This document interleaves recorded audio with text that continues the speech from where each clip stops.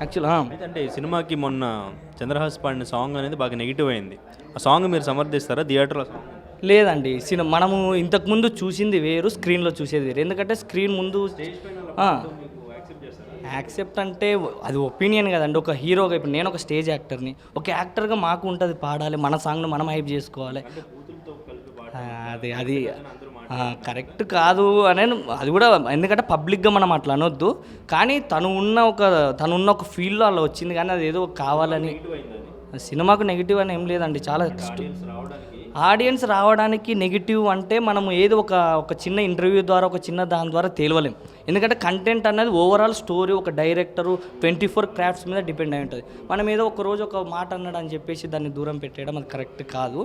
దయచేసి ప్రేక్షకులకు ముఖ్య విజ్ఞప్తి ఏంటంటే తను ఏదో అన్నాడు కాకుండా తను చేసిన స్టోరీ ఏంటి, కాన్సెప్ట్ మంచిగా ఉందా, కొత్తోడే కదా, కొత్తోడికి ఒక సినిమా దొరకడం అంత ఈజీ కాదు.